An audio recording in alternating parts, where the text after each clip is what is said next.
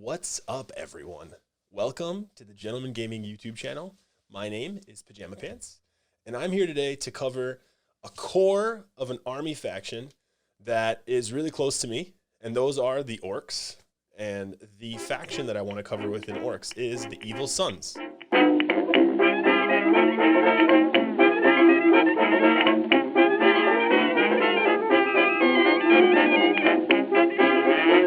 I honestly believe that even in 9th edition, Orks still have their place.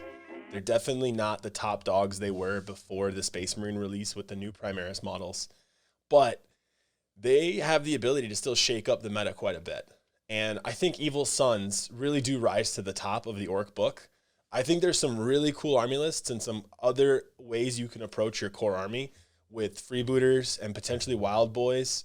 And I can cover those in another video if anyone's interested. Just leave in the comments below if you're curious about other Ork variants outside of Evil Sons. The Evil Sons are getting advances on their movement and on their assault. If you're a Speed Freaks unit, you even get further advances. You get +2 to your movement instead of just +1. In this edition, being able to come in from reserves and getting +1 to charge really boost Evil Sons quite even more than they were before. If you're out there and you want to play an Evil Sons army, what is the core you should be focusing on? It's probably your question.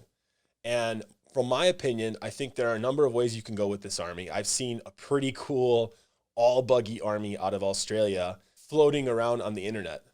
But I think the standard approach to Orks, and I think this also applies with Evil Sons, is going to focus more around boys. I think you're going to have at a minimum 2 squads of 30 boys, 3 tank busters in each unit, and a knob with probably a big choppa. Considering that it's efficient and cost effective.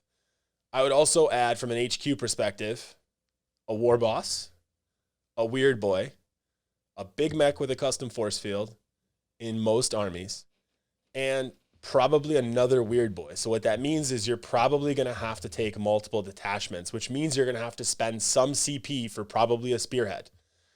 Now, if you don't need the custom force field, that would be the only HQ that I would consider dropping from the core. However, I've never made an army list where I didn't want one. I've always felt as though that custom force field Big Mac is so efficient for the point cost and has so many aspects of where they can fit into an army list. I've never had an occurrence where I didn't want to take one. So if we evaluate our core as the 2 units of 30 boys, the war boss, 2 weird boys, and a Big Mac with a KFF, we kind of have an idea of the minimum amount of points that we're going to need to spend to start this army list off. After that, that's where we start to talk about supplemental aspects to your army. There are a number of different ways you can go. Number 1, you can probably add more boys. Another 30-man unit of boys is never a bad idea.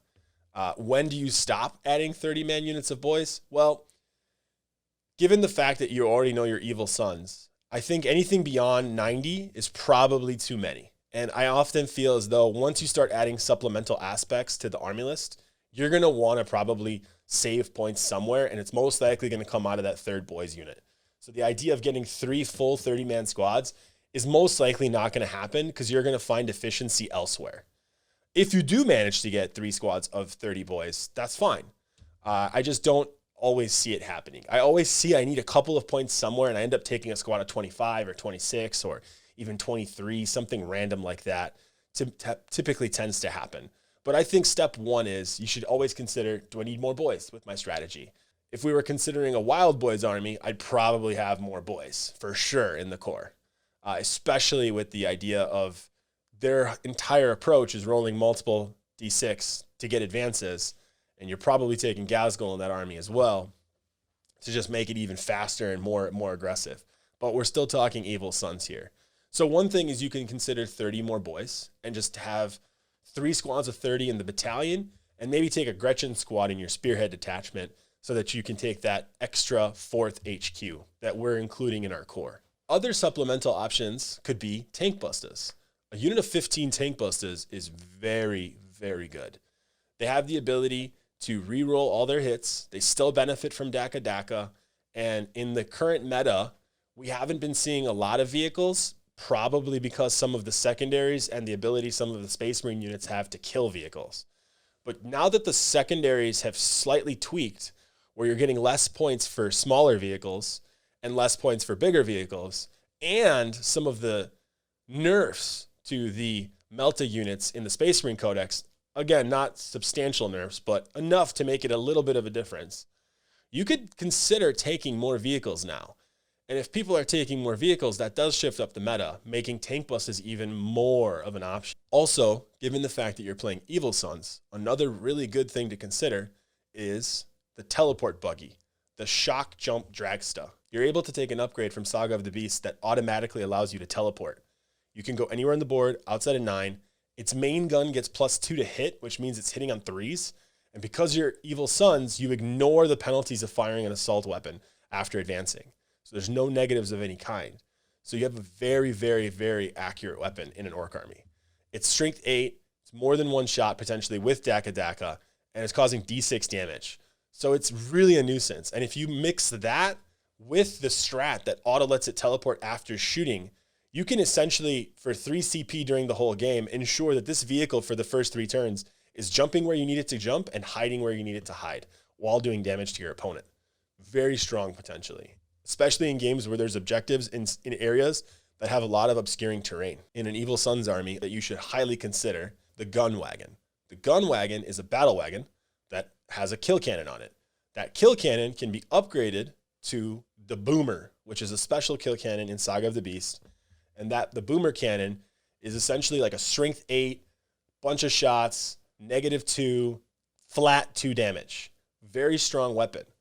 The fact that the kill cannon can shoot more than once makes it even more strong of a weapon. The fact that you can actually shoot twice with this gun, but also use a psychic ability called Visions of the Smoke, which is also in Saga of the Beast, and you can give this vehicle all rerolls, makes this thing even better. If you mix all of that with the Daka Daka strat and you get 5s and 6s cause additional hits, you're doing a lot of damage to whatever you're shooting at. I think it's a really good unit to consider, especially in an Evil Sons army. With the psychic power, it makes it very strong. So let's talk about a couple of units that I would recommend probably in any Ork army, not just an Evil Sons list. These should also be considered when you're talking about supplemental aspects to your army list. I think obviously number 1 is mech guns. We've seen mech guns everywhere. Smash guns are extremely, extremely efficient. I do recommend always taking a look at smash guns. If you're taking a custom force field and you're taking a gun wagon, keeping the custom force field somewhere behind obscuring terrain or within enough grots so he can't be fired at behind obscuring terrain, that 9-inch bubble can cover a couple of mech guns and the gun wagon. It's actually a lot bigger when you see it on the table. Another option that you can consider would be a burner bomber. So it keeps your opponent honest on movement and where he's placing models. The fact that you can automatically blow up your burner bomber when you want to, literally pull a kamikaze, you can cause so many mortal wounds to everything within 6 inches of the base plate. That could be really powerful, but also it could force some of your opponents to overthink their movement and overthink their aura abilities. It's not a guarantee, but it's actually an interesting supplemental add. And in some games, you may be able to keep it alive towards the 2nd, 3rd, or 4th turns, causing the damage that it could potentially do to even increase. Another unit that you can consider would be Commandos. Commandos are really sneaky in the current meta. They help you with behind enemy lines. They help you with engage in all fronts. Essentially, they're very good for secondaries. They can come out, hide. They're very cheap and efficient, and they're not terrible in close combat. They can assault guard units or small sisters units or small units hiding behind objectives. If someone's capturing something with servitors, Commandos could do some damage to them. They come with a tank busta bomb, and you have a knob in the unit as well. So that's pretty much what I would focus on with the core element of my Ork list around Evil Sons. I think those are some of the best options that you can take. Obviously, there would be some other things that you can consider. I just don't know if those would be the most efficient uses of your points.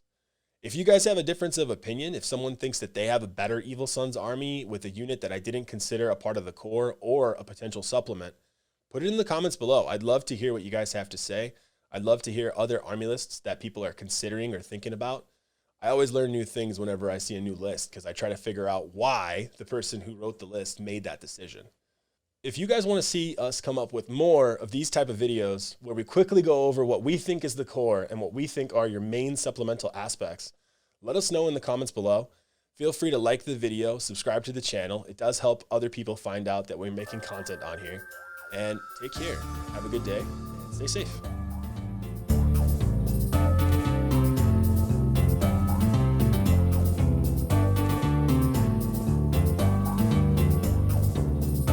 Shock, jump, dragstone. Shock, jump, dragstone. Shock, jump. I always say teleport button. Shock,